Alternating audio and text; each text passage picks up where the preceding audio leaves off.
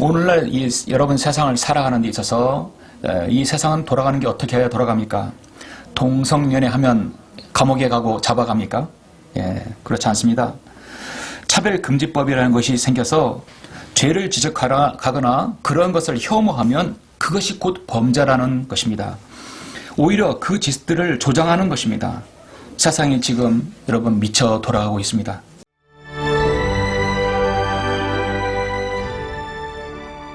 여러분 지금 이 나라 대한민국은 어떻습니까? 그래도 50명은 넘죠? 그래도 100명은 넘겠죠? 그래도 1000명은 넘는다고 봅니다. 하나님께서 엘리야에게 내가 너를 위해서 7000명의 선자를 아직도 남겨뒀다고 말씀하고 있습니다. 이 나라에 정말 영적으로 깨어있는 그리스도인이 7000명이 되는지 안 되는지는 저는 모르겠지만, 그러나 하나님께서 지금까지 이 나라를 유예시키고 아직까지 이 나라가 건재하다는 것은 그래도 소수의 그리스도인의 기도가 있기 때문이라고 저는 믿습니다. 이제 하나님께서 이제 소돔과 고모라가 거기에 10명의 의인이 없어서 이제 멸하시는 것입니다. 여러분, 한 사람의 생애는 길면 길다고 할 수 있지만 짧으면 너무나 짧습니다. 그러나 우리가 여러분의 생애 한순간에 구원받은 이후의 생애가 1년이든 2년이든 6개월이든 어느 순간이든 여러분에게 유혹과 어려움이 닥칠 수 있습니다. 다시금 세상으로 돌아가게끔 하는 그런 많은 조건들이 있습니다. 그럴 때 여러분은 판단은 어떻게 하십니까? 어떻게 판단하십니까? 롯은 소돔과 고모라가 풍요롭고 물이 있고 에덴 동산같이 보였다고 말씀하고 있습니다. 그런데 이곳이 지금 앞으로 소돔과 고모라가 멸망할 지금 그 위기에 있는 것입니다. 롯은 그 말을 듣고 빠져나오는 것입니다. 그런데 그 뒤에 어떤 이야기가 나옵니까? 롯의 아내는 결국은 여러분 아시다시피 뒤를 돌이킴으로써 소돔과 고모라의 그 멸망을 아쉬워한 채 그것을 돌아보고 말았습니다. 우리는 여기서 어떤 교훈을 배울 수 있습니까? 하나님께서는 이 롯의 가족에게 3가지를 아주 신신당부했습니다. 도피하고 돌아보지 말고 한 곳에 머물지 말라 하겠습니다. 이미 여러분 저는 설교 이 3가지 부분을 중요한 부분을 이미 다 말씀을 드렸습니다. 뒤로 돌이키지 말라. 오늘 본 말씀 통해서 우리가 영적인 교훈은 첫 번째, 말씀에서 세상으로 쾌락으로 여러분의 마음을 돌이키지 말아야 한다는 것입니다. 하나님의 말씀에서 세상의 쾌락으로 돌이키지 말아야 합니다. 돌이키지 말라는 것은 피해야 합니다. 첫 번째, 죄로부터 피해야 합니다. 세상의 타락으로부터 피해야 합니다. 그것을 떠나야 합니다. 요셉이 보디팔의 아내의 유혹에서 이길 수 있었던 첫 번째 이유가 무엇입니까? 그는 준수했고 하나님의 말씀을 두려워했습니다. 그는 또 여전히 유혹이 있었습니다. 그러나 그 유혹을 보지 않았습니다. 그 유혹에서 속히 피해서 도망쳐서 빠져나왔던 것입니다. 자신의 겉옷을 벗어놓고 올지라도 요셉은 그곳에서 빠져 도망쳐 왔던 것입니다. 우리는 세상으로부터 거짓 교류로부터 피해 나온 사람들입니다. 뒤로 돌이키지 말라. 두 번째, 진실된 믿음에서 형식적인 믿음으로 돌이키지 말라는 것입니다. 한마디로 그것은 안주하지 말라는 것입니다. 다시 핵심 본문 17절로 돌아보시면 내 목숨을 위하여 도피했습니다. 내 뒤를 돌아보라. 어떤 평지에도 머물지 말고 산으로 도피하라. 두 번째 말씀은 저는 여러분 내 뒤를 돌아보라 그 바로 뒤에 있는 말씀 여러분에게 말씀드립니다. 어떤 평지에도 머물지 말라. 가다가 끝까지 해서 성별한 이후에도 한 곳에서 안주하지 말라는 것입니다. 안주해서는 안 됩니다. 여러분 19장 18절로 22절 계속 보시겠습니다. 지금 롯의 가족은 첫 번째는 일단 도피했습니다. 잘했습니다.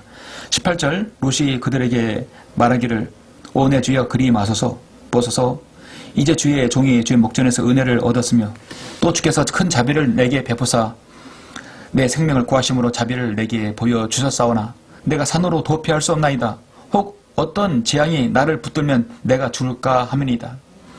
롯의 문제가 바로 이것입니다. 여기서도 겁을 내는 것이에요. 자비를 베풀어 주셨지만 내가 산으로 도피할 수 없습니다. 혹 어떤 재앙이 나를 붙들면 내가 죽을까 함이라. 미리 앞서서 염려를 하는 것입니다. 보소서 이제 이 성읍은 도주하기 가깝고 작은 성읍이니 오 나로 그곳에 도피하게 하소서. 이는 작은 성읍이 아니니까 그러면 내 혼이 살리다. 롯은 항상 그렇게 안주하라고 하는 것이죠.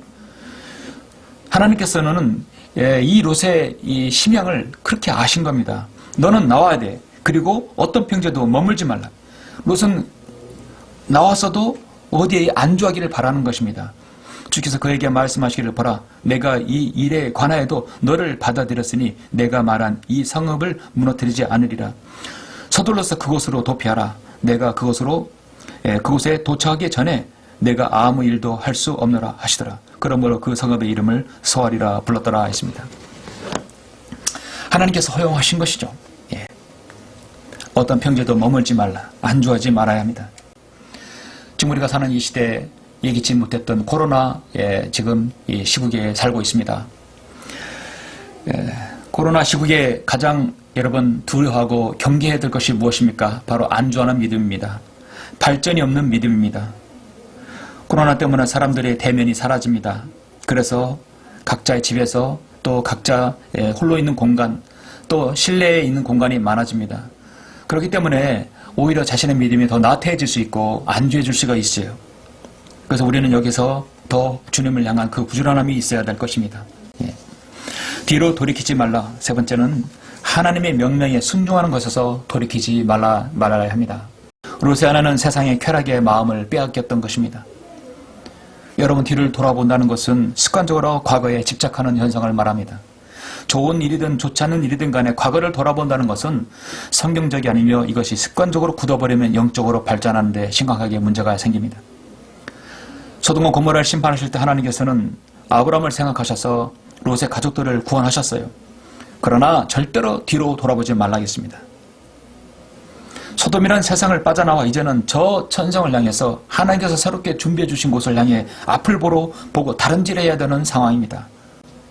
얼마나 많은 크리스찬들이 한 곳에 정착하지 못하고 저 표들을 향해서 저 셋짠을 천성을 향해서 나아가지 못하고 자꾸 세상을 돌아보고 뒤를 돌아봅니까? 그래서 롯의 아내처럼 과거의 재미를 잊지 못하고 세상의 향락을 잊지 못하는 그 아쉬움들 여러분에게 혹시 있습니까? 세상을 완전하게 포기했습니까? 예수 구설 믿지만 반드시 단념해야 할 것을 알면서도 나 자신에게 한낱 조금의 미련이라도 남아서 다시금 세상에 눈을 돌리는 적은 없습니까? 오늘 말씀을 성경은 말씀합니다. 주여 내가 주를 따르겠나이다. 누가복음 9장 62절에서 말씀합니다. 그러나 먼저 내 집에 있는 가족들에게 작별을 고하게 하여 주옵소서.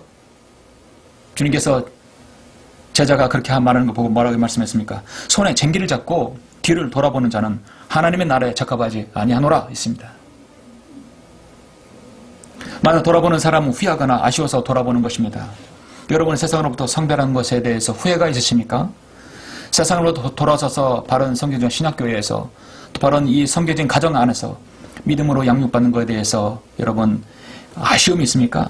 아쉬움이 남는 것은 지는 것입니다. 거짓된 교리로부터 돌아선 것에 대해 후회가 없으시죠? 그 어떤 것에도 여러분 아쉬움이 없으리라 믿습니다. 사도 베드로도 베드로전서 4장 3절에서 이렇게 말씀합니다. 우리가 음란과 정욕과 술취함과 방탕과 연락과 혐오스러운 우상숭배를 행하여 이방인들의 뜻을 행한 것은 지난날의 생활로 충분하도다. 하나님 앞에서 악을 행하는 자들은 오래 갈 수 없습니다. 현 정권이 그렇게 내로남불 정치를 펴는 것도 하나님께서 언제까지 두고 볼 수는 없습니다. 반드시 하나님께서 심판하실 것입니다. 오늘도 우리의 주위를 돌아보며 소돔과 고모라의 행황을 보여주는 곳이 너무도 많습니다. 죄악으로 가득 찬 세상에서 자신이 죄인인 줄 모르고 하나님의 말씀을 신중히 받아들일 줄 모르는 사람은 너무도 많습니다. 소돔과 고모라는 세상의 모든 사람들이 어쩔 수 없는 죄인이라는 사실을 오늘 우리에게 보여줍니다. 그리고 그들의 멸망은 곧 모든 죄인의 전국의 멸망의 심판임을 알려줍니다. 그러한 인간들에게 하나님께서 예수 그리스도를 통해서 구원계획을 세우시고 바로 우리를 저 죄악의 구렁텅이에서 지옥의 구렁텅이에서 우리를 구원하시려고 갈보리 십자가에서 보혈 흘려 죽으시고 벌하신 것입니다. 빌립보서 3장에서 주님은 말씀합니다. 형제들아 나는 내가 붙잡은 것으로 여기지 아니하노라.